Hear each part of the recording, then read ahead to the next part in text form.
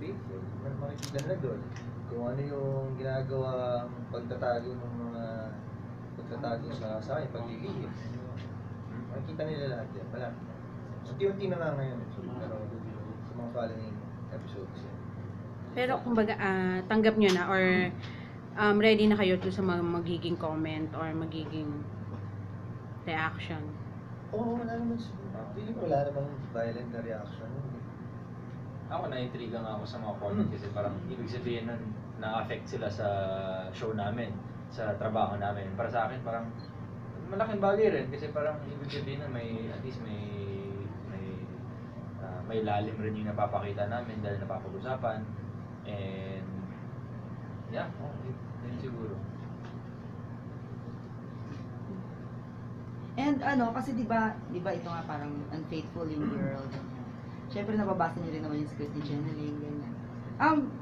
Sa tingin niyo parang may similarity kung paano magtago ng secret affair ang guy kapag girl naman ang gumagawa. O may na-compare ba? Na-compare. Tingin niyo? Ano sa tingin niyo pagkakaiba ng babae na magtago ng ganyang secret kaysa sa mga lalaki? Sa tingin ko, parang pareho lang eh. Walang pinagkaiba. Oo. Palusot pa rin eh, no? Palusot lang. Oo. Ganun pa rin. Para-paraan lang. Pinapalitan yung mga pangalan sa cellphone. Oo. Mga si Boss D. Pareho. Ano pinagkaiba? Panluloko, isa lang yung tsura. Pero pagdating doon sa malalaman na yung mga sikreto, gano'n. Kumusta naman yung, di ba yung halimbawa kung yung lalaki, parang kumbaga madali ba niyang malaman na may karelasyon yung babae niya or unlike sa babae? Babae kasi instinct lang. Madali lang ba yung para sa babae? Na ano naman kasi? Parang mas may Ihugot siya eh. Meron silang psychic. Pag babae? May content, di ba? May Meron ba? maramdam. Kumpara sa lalaki na kasi parang Sa lalaki, para sa paano akin niyo lang, nalalaman para na sa akin gano'n? kasi parang feeling ko mas matagal malaman ng lalaki Talaga?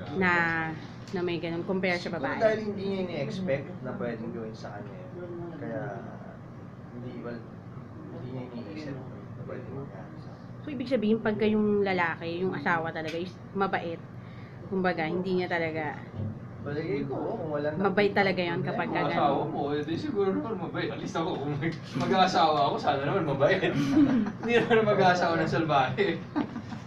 Hassle yun.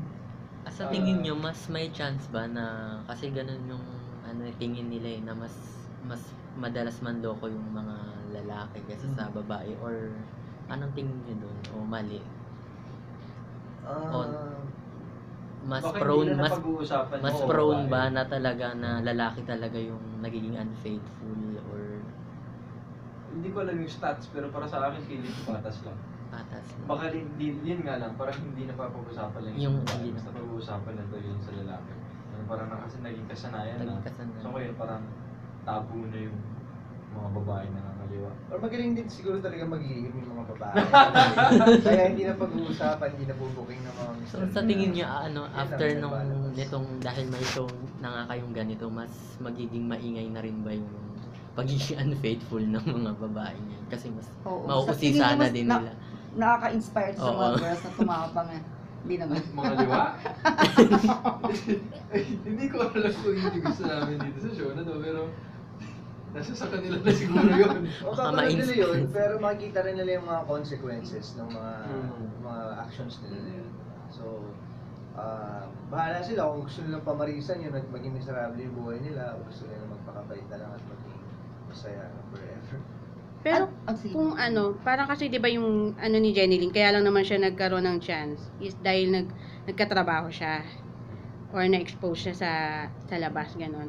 So sa tingin nyo, pagka career woman yung babae, yun yung may chance na magkaroon ng ganong klase ng unlike sa mga plain housewife lang. Depende yan sa babae. Pwede naman career woman siya pero loyal pa din siya, di ba?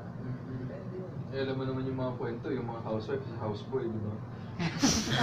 Oo, ganun. May alam mo ganun. Mga pool boy. Ako Di ba? naman sa bahay. Nangyayari rin, di ba? Mas boring yun. Or ano yung- Ano Ano yung sa tingin yung pinaka nagti-trigger sa isang tao para, whether babae or lalaki, ano yung nagti-trigger sa isang tao para maging unfaithful sa mga partners nila? Siguro may hinahanap sila. Yung feeling, kasi kung wala ka namang ibang hinahanap, parang malayo mangyari yun eh. Pero kung may hinahanap ka o kung may nararamdaman kang pagkukulang,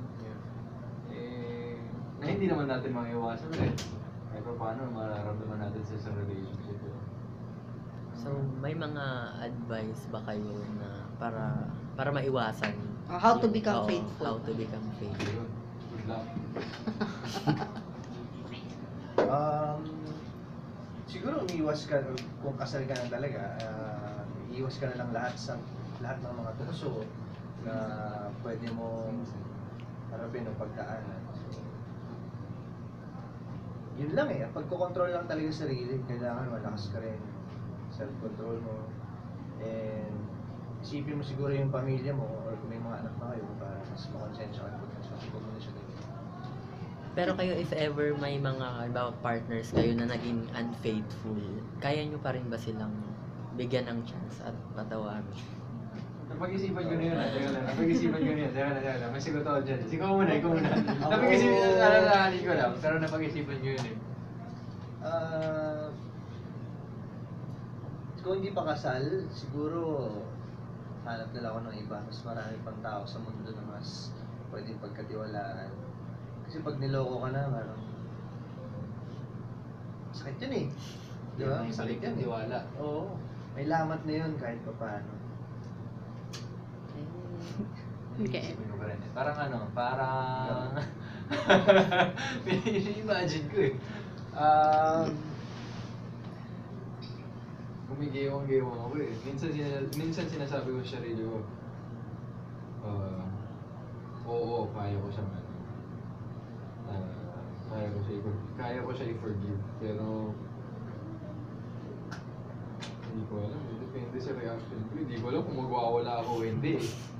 Kasi posible rin yun eh. Hindi naman nakalmado lang ako lagi eh. Hindi mo baka magwala Or rin ako. depende sa act of unfaithfulness na Kung anong nagawa level. mo, kung hanggang Kung saan anong ba level lang. nakarating yung Ang daming factor eh. Daming factor. So para sa akin, hindi pa ako decided siguro. Kahit ano, pwede pa mangyari. Ano na lang sa tingin ninyo yung dapat nyong gawin or ginagawa ninyo para maging faithful yung partner nyo? Huwag mong gawin miserable yung buhay niya. Mahalin mo ng lubos. Ano ba? Yun, huwag ka lang huwag magpakita ng butas na pwede niyang gawin dahilan para gumawa ng kasalanan. Ako, mahalin mo lang talaga. Kung mahal mo naman talaga, mararamdaman niya.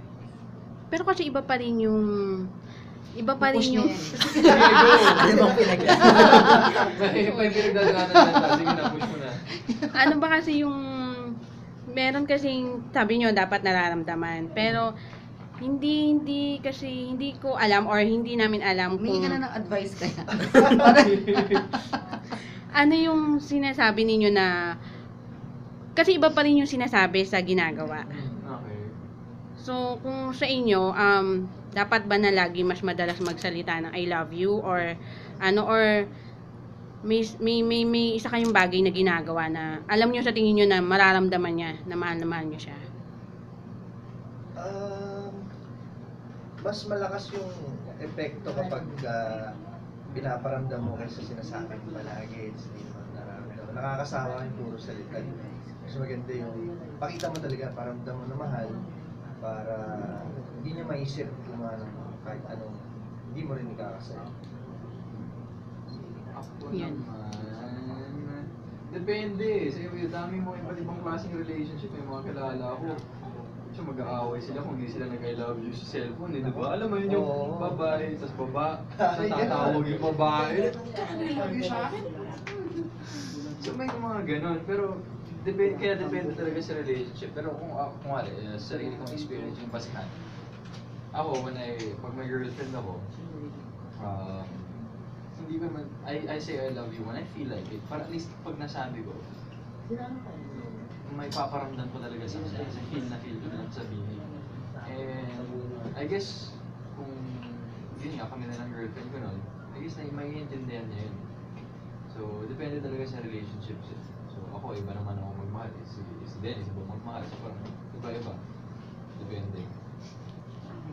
Contento ka? Ano ba? Sa tingin nyo ba yung social media ngayon, malaki yung impluensya sa yung pangangaliwa, pagiging unfaithful? Well, oo. Mas madaling access sa mga tao dahil konektado na lahat eh. Kaya, mas dumali kumpara dati, di ba? Ngayon, siguro, nadagdagan yan. Siguro. Okay na.